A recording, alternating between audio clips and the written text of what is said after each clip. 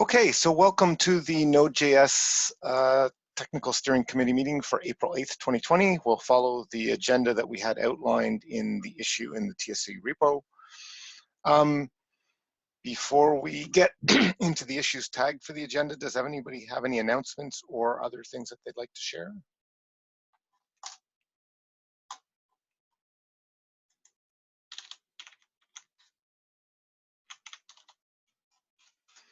Pretty sure Okay, there's. okay, so go ahead. I thought there might be a collaborator nomination or onboarding to announce, but they are on the agenda. So yeah, like we have two new collaborators that are going to be onboarded soon. Himself 65 and post are the usernames.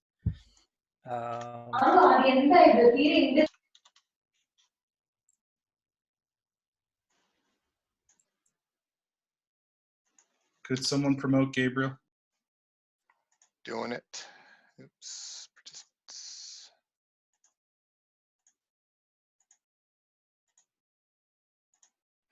Okay, so given that we've got those two announcements, I moved the issues that were tagged up to the announcement section. Any other announcements people would like to share? Hey, also, yeah, I'll be onboarding himself 65 later today. Sounds good. Okay, if we don't have any other announcements, then let's move on to the issues which were tagged for the agenda. The first three, I guess, are the three quick issues. There were some discussions in the issue itself, so we should probably talk a bit about this. I'm just looking to see. I don't think James is on though, right? But we could discuss. There were some concerns discussed about the size of the patches for OpenSSL and having to float those. For people following along on YouTube, Quick is not QUICK. It's HTTP2 Quick protocol. I got confused there for a moment. So HTTP3. So does anybody want to frame or provide a context for that discussion?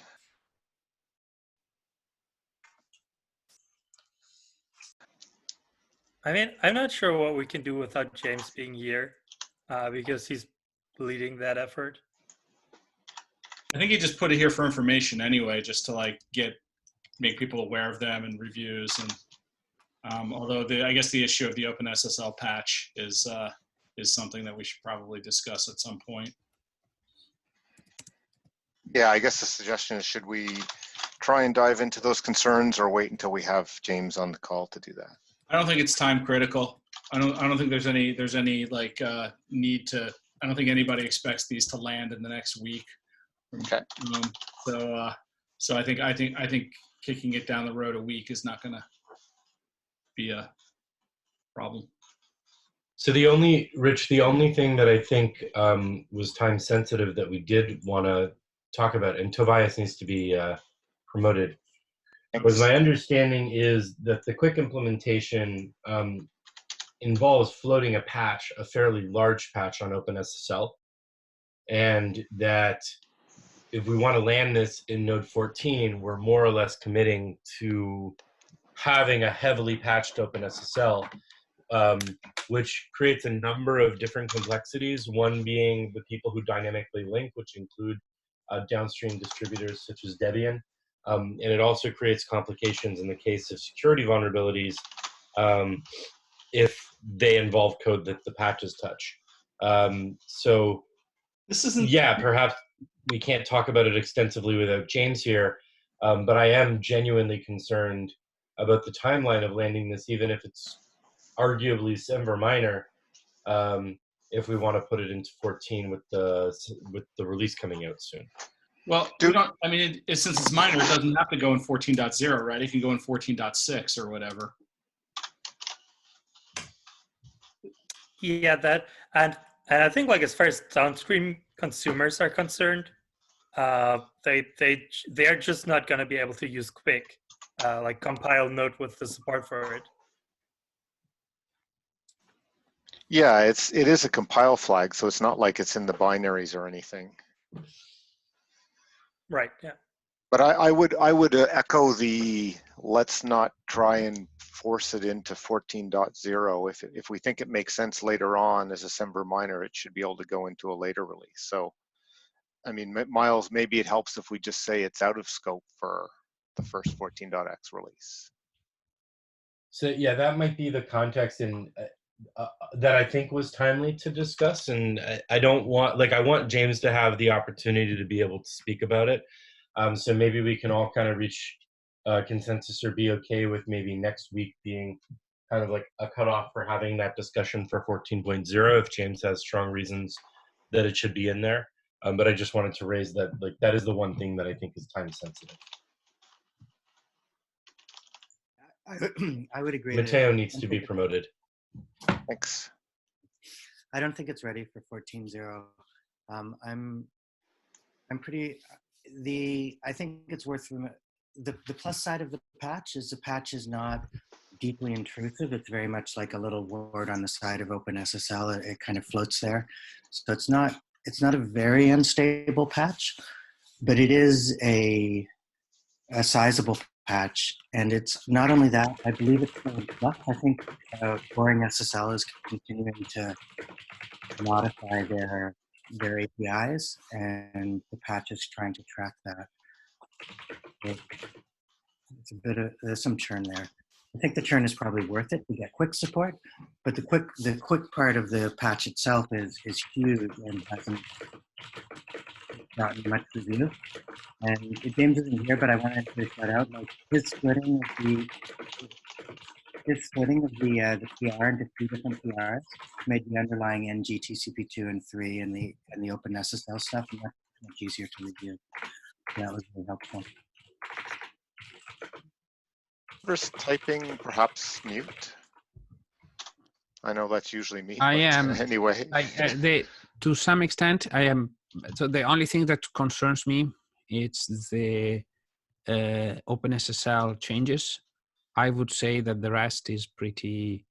I would not be. I'm happy to LGTM the rest. I've been following up what James was doing on the JavaScript side and so on. So I am, not that any of that is going to be enabled and go to users anytime soon.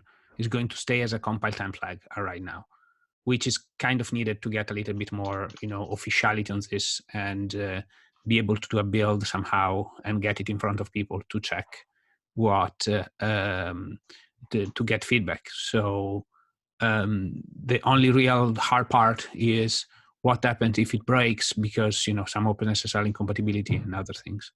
So if we want it, I'm not even convinced that we should even announce it as a feature that landed in 14, even if it lands.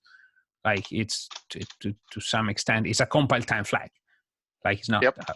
It's not something that people that install Node can use. It's people that build their own tarballs or people that want to use a Docker image with that can use, we are talking about the vast minority of our users.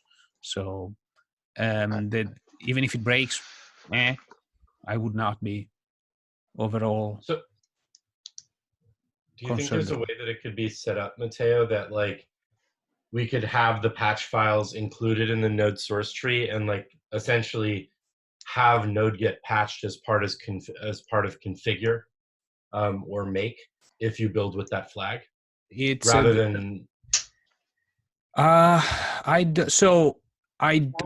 wouldn't do this for NG and the Node core part. Possibly for the OpenSSL change might be doable. I'm thinking specifically for the OpenSSL change because that may like alleviate. It would at least alleviate my concerns about us floating the patch, and it would also mean that like if we needed to do anything in OpenSSL, there would be no conflicts in the OpenSSL part of our tree. It may break like the part of the build pipeline that floats that patch, but then we can fix that in a future release. Yeah, exactly. But at least would separate those. So that may be a way to approach it that would be a little more palatable. So from my point of view, that's fine. Like again, if we don't need to ship it in 14, it can ship later. The key question is landing it in the first place. So, and once it lands, if it's if it gets into a release, good. Otherwise, it can be built from master to some extent, but it needs to be, and the development of that needs to start happening on tree. Otherwise, is not going anywhere. So that's at least my point of view.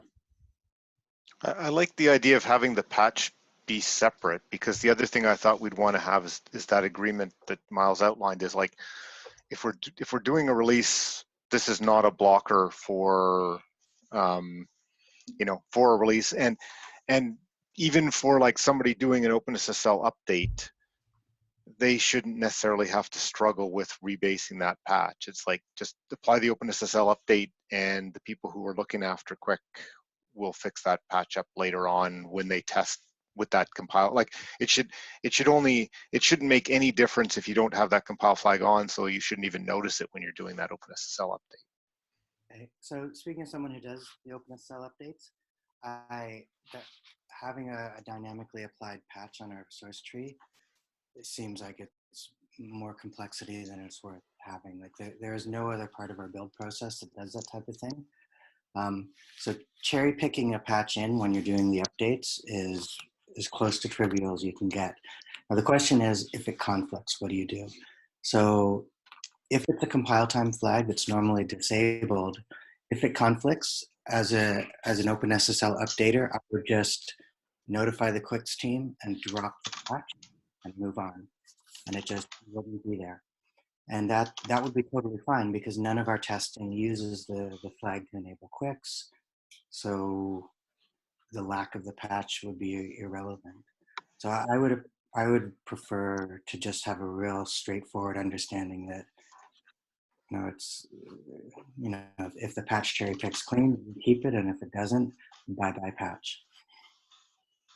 I'd like to push back on that, Sam, because if the patch is touching any parts of OpenSSL that aren't related just to that patch, then that means we're shipping non-standard OpenSSL in Node with parts that aren't necessarily tested, aren't necessarily going through the security vetting process. I'm not saying that it's not okay, but I'm slightly uncomfortable in the idea that, like, to support this feature, we would be shipping a different version of OpenSSL than anyone else dynamically linking would be using. And I know we do generally float patches, so it's not like it's totally out of line from how we've done things, but for something that wouldn't even be on by default, I am uncomfortable with it. And I understand that having something in the build pipeline would be non-trivial from like an implementation standpoint, but I would even be willing to spend some time myself to see if we can get it in there. If we assume that machines have Git installed as like a prerequisite, it is kind of just shelling out to a single Git command to do this. Okay, well, two things. So first of all, it's only a simple shell command to be run in the build job. It's like famous last words.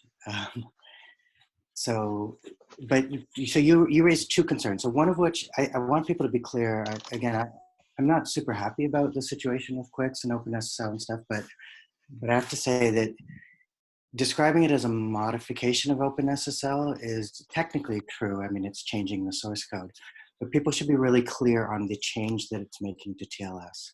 It's essentially sticking callback hooks in at particular points in state machine.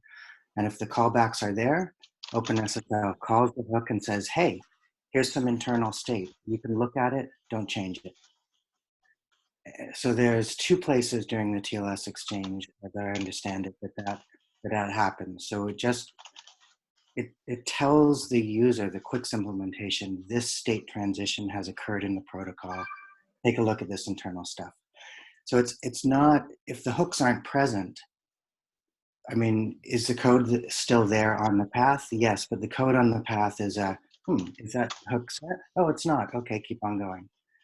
So in terms of safety, it's about as safe a patch as you can get from that point of view. And the other issue about whether or not, like, what the effect is on our downstream users of having a feature in Node that's not possible on Red Hat, on Debian, on any of the Linux distros, because they use upstream OpenSSL. That is a serious concern. it doesn't really have anything to do with floating this patch. It's really a question of, is Quicks ever going to happen if OpenSSL doesn't have formal APIs to support it? Like it might block Quicks, period, not just the cherry picking of this patch.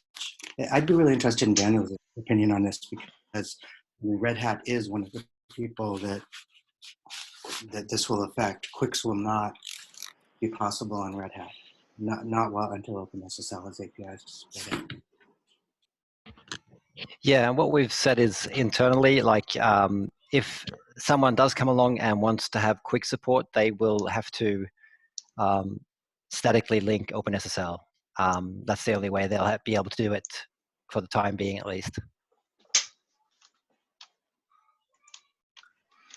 I guess one of the related questions, sorry, go ahead, Chalker. Yes, I wanted to ask that perhaps I'm missing something about what's the actual problem that we're trying to solve here.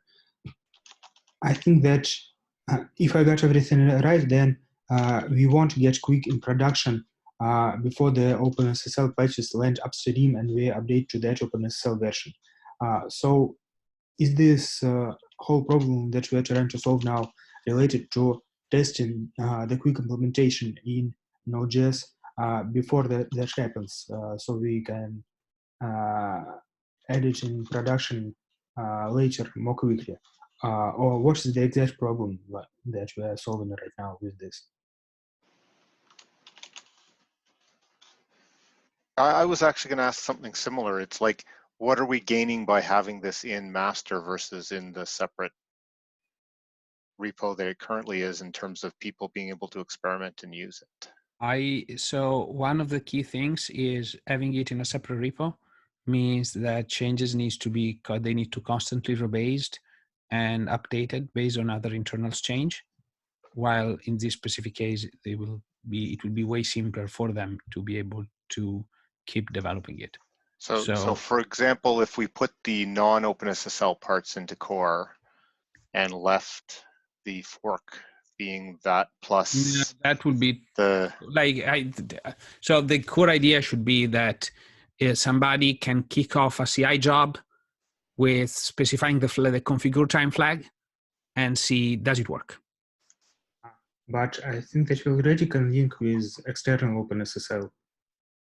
So if that will require a separate build of OpenSSL that does not live inside the repo but is maintained in a separate repo, could that work?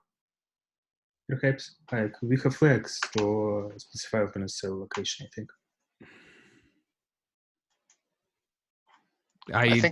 I'm not so involved in the code. I'm just I don't see James here, so I'm just representing what it came out from a discussion. I don't know, Anna, if you got anything to add?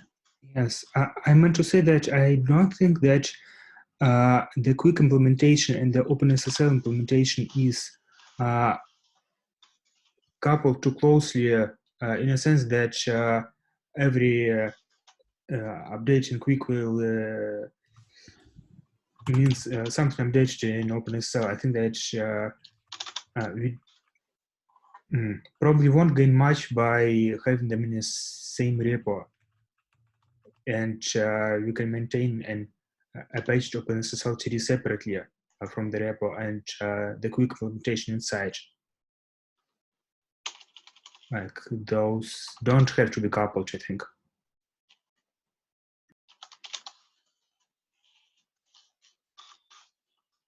I might be missing something, but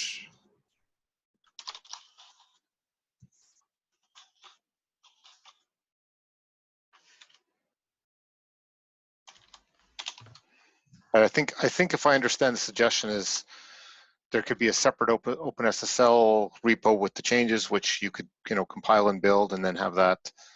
And then if you built Node to dynamically link against that, it could include the changes in core. And that would be a way to get to sort of decouple the two of those without bringing the OpenSSL changes into core. yes. I told James to join the TSC meeting, so can you promote him so we can talk to James? Sure.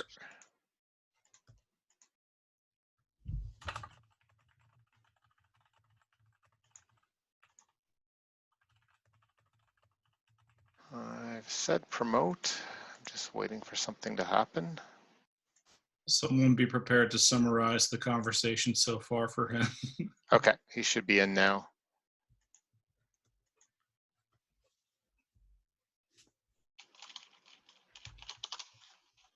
Yeah, sorry, I'm late. I assume the topic of conversation is quick. It is. All right, where are we at?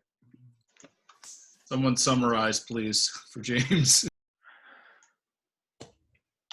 I guess I'll summarize as there's concern over landing the OpenSSL component due to the potential impact to people who don't, need that. There was suggestions that potentially it could be added as a separate patch, so like not floated, but a separate patch that then, the build, when you turned on that build option, it would apply that patch on top of OpenSSL separately. Chalker has also made a suggestion of maybe we can use the option to build Node using a dynamic OpenSSL. Whereas if you built Node that way and it had the core changes that were needed there with that option, you could separately have an OpenSSL that was built with the changes and link against that. Well, let me as like another way not to have it be integrated. Let me summarize where we're at right now.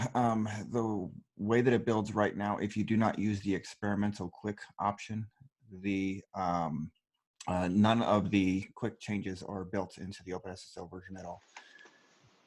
There is a configure flag that we set on the by default that says, basically no quick on the OpenSSL side.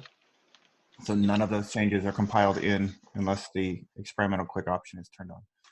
So by default, release builds would not have the OpenSSL changes. Somebody would have to download and build themselves with that flag to get any of the quick stuff in OpenSSL. So until that flag is removed, there would be zero impact whatsoever to the release builds in OpenSSL.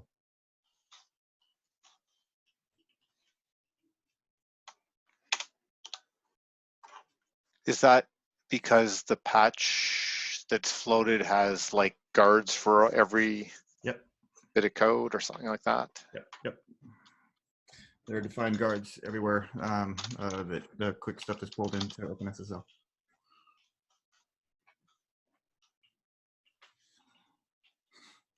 Are there performance implications to all of those guards? Nope, they're compile time.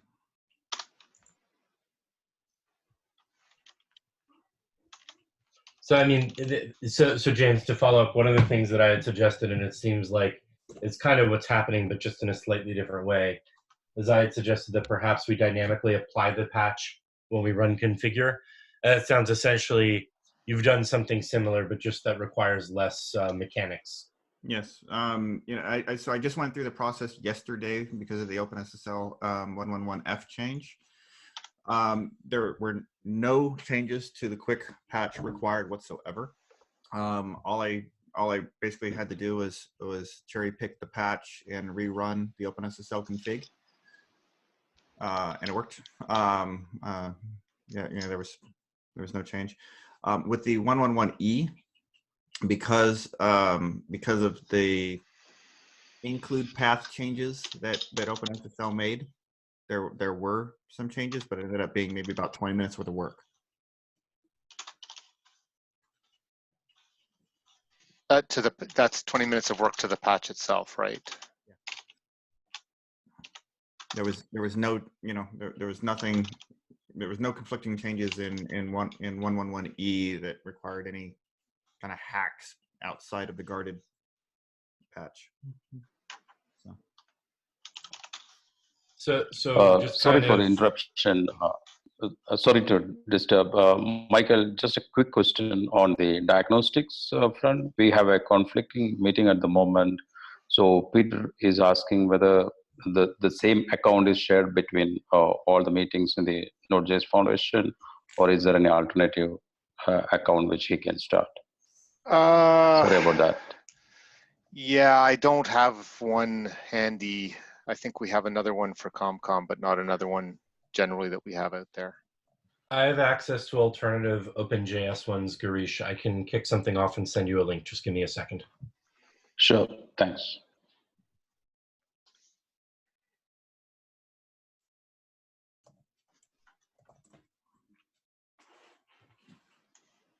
So back to And Yep. just back chiming to, in really quickly on the OpenSSL thing. If James's statement regarding like the byte accuracy of OpenSSL and essentially that at compile time, with the way the flag is set up, that OpenSSL itself will be like byte to byte comparable, and the changes that are quick specific are all kind of compiled out at compile time. I am not concerned about the approach with OpenSSL, especially if everyone's okay with us essentially dropping that patch in OpenSSL updates if it's not working. Yeah, it seems to accomplish the same goal that I was outlining. It's just a different solution than I had initially suggested. And to Sam's point, he said in the chat, minimizing the amount of hacking that we need to do to our build/configure system, is a reasonable goal. And so this seems like a decent compromise between what I was asking for and the eventual goal.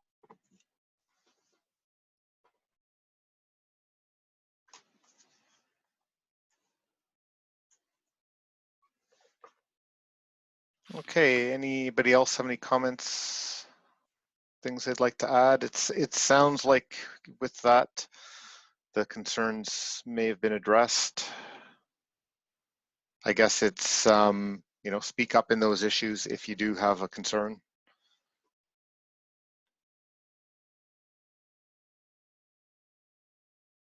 Anything else we should talk on this one before we move on? I guess, James, since you're here, was there anything else you wanted to point out by having those on the agenda? The only other thing with the, with the quick stuff, Miles, I mean, if if you're concerned about, having it be byte to byte exact, then just, I mean, the patch is there. Would just encourage anybody to go take a look at the patch and give it that review. And if anything looks off, that it's not byte for byte exact without the guard, right? With the guard in place, then point that out and I'll get that fixed. Right. And I do understand, I mean, like the third PR, it's large. There's a lot there. It's hard to review. I'll extend the offer that I've made before. I'm happy to jump on the phone for an hour with anyone to go through it in detail to give folks the kind of the lay of the land on it, so they know where to start the review and go from there.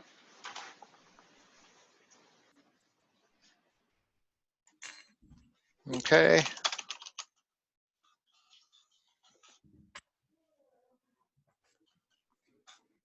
Taking a quick note here.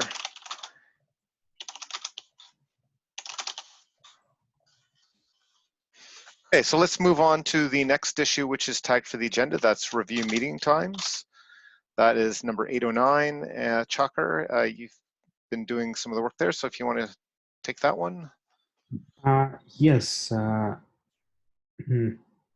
Rich proposed to investigate 4-time slot variant, and it seems to be better than the 2-time slot or 3-time slot. So the exact times are mentioned in the issue there, but I think they look good enough. Let me find them. 1 second. It's 1-time slot on Wednesdays and 3 on Thursdays. Yes, I post a link in a second.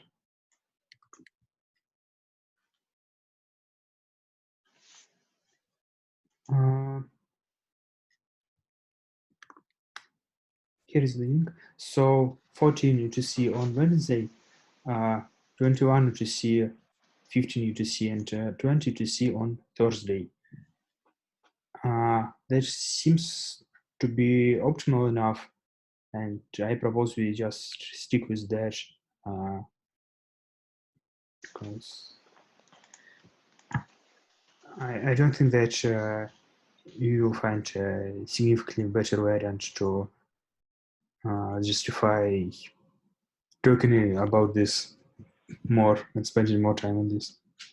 Just taking a quick look to see, do we have any other, like we have a moderation team meeting at, or what time is 14 UTC, sorry, 14. Just to see if we have any conflicts with those times for existing meetings. I would have expected conflicts to be mentioned in the table. Like, we have I expected. mean, there may be groups that nobody on the Yeah. TS on, or only one or two people. So like if we have a conflict with ComCom or something like that, that might be an issue. But Okay. but hopefully not. Let's check. Yeah, I'm just looking. I think it looks to me like it's 14 UTC is 10 Eastern. We don't seem to have a regular call on our calendar then, so I think that might be good. 14 is on Wednesday, and the remaining time slots on Thursdays. Right. So that one, Actually, I'm just looking. Let's take this offline if you don't mind, and we'll document any conflicts in the GitHub issue, and we can talk about what to do. Unless you want to work. I guess actually we probably want to sort this out now. Never mind. I'm just. I mean, it's just like if we can say, hey, it looks close on good quickly. I think it's. So 11 Eastern, right. there definitely is. Oh, that's. I see 11. So let's see. 15 is 11 Eastern. There's the release working group is at 11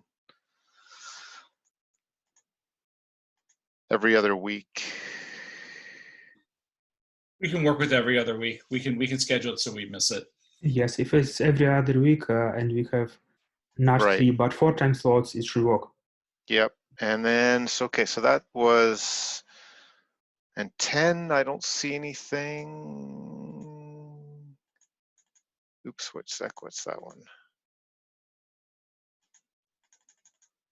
And then the third one is 20 and 21. What's 20 UTC? 20 UTC. 4 p.m. Okay, so 4 and 5 p.m. Let's just take a quick. Yeah, I think that, okay. So basically, we'll just have to work around that one. Otherwise, that seems like a good set. Anybody have any objections to us moving forward with that? Strong +1.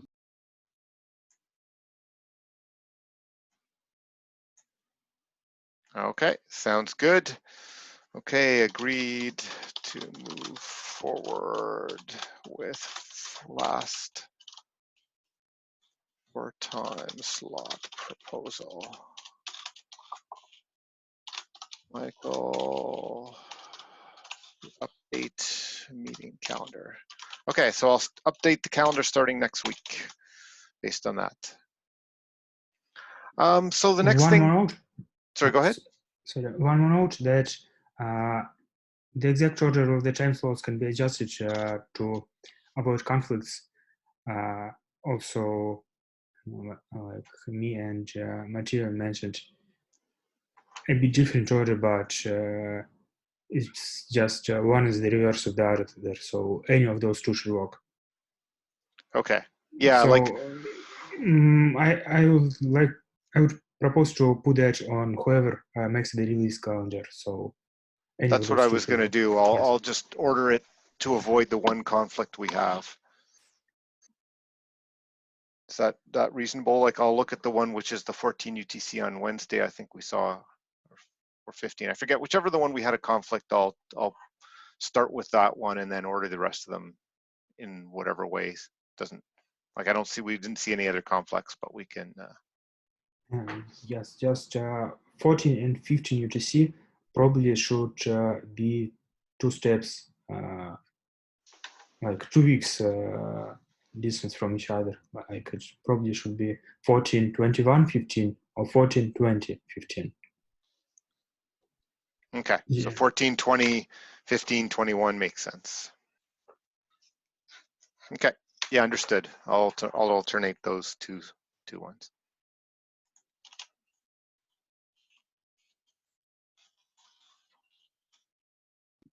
Yay, closure.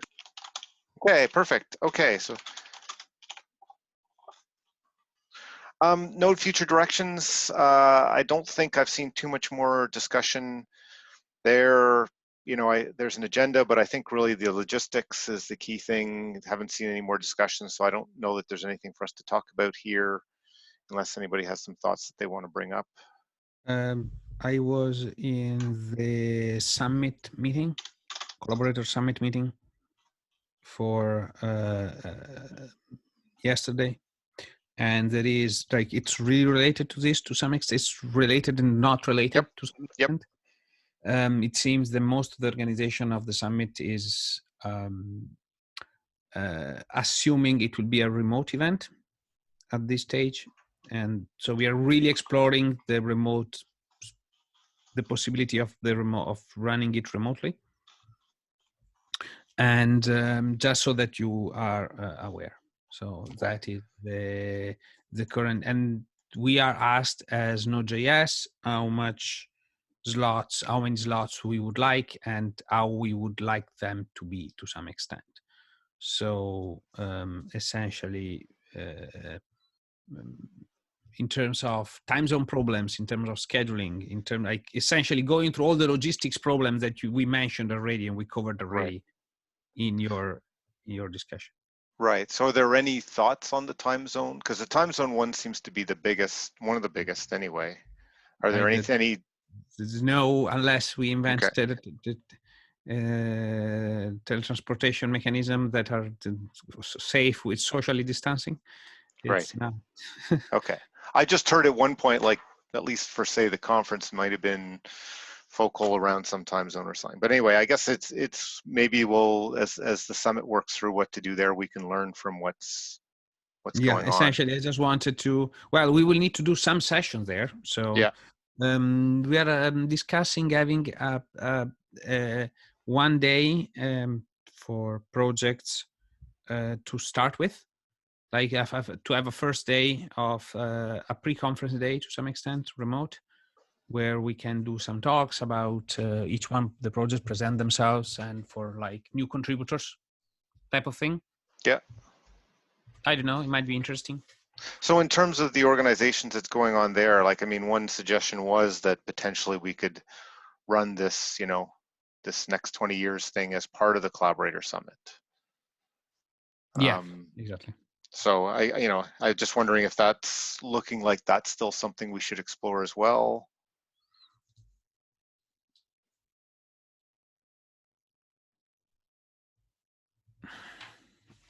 I guess it'll be interesting to hear what comes out of that work so far, just in terms of the time zones, because that seems to be the major blocker to make the something problem effective, is, right? There is no way to work out the fact that there will be some people be excluded. Right. And that's it. Because it's so the idea is the message from the conference is that if the conference is run virtually, it will be run on Austin-like time zone, but we can, the collaborator summits can actually shift to whatever time zone we want it to shift to some extent. So all of that is up in the air. Right. Okay. So I'm just, it's important to say, but there's no updates. Right. Okay. No, it's good to know, because if there's something that comes out of that, like some great idea or maybe we just need to try something, you know, if there's the best we can do, or maybe we just delay this until we, you know, maybe we say that it's better to do this session 3 months, 4 months from now, or whatever time it makes sense to be able to get together. Okay. Anything else to add to that one before we move on?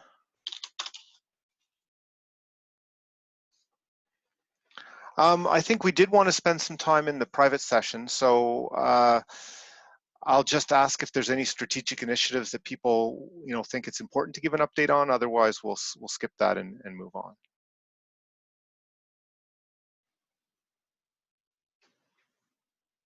No? Okay, so let's close out for today. Thanks everybody who's been watching on the live stream. I'm going to stop the recording.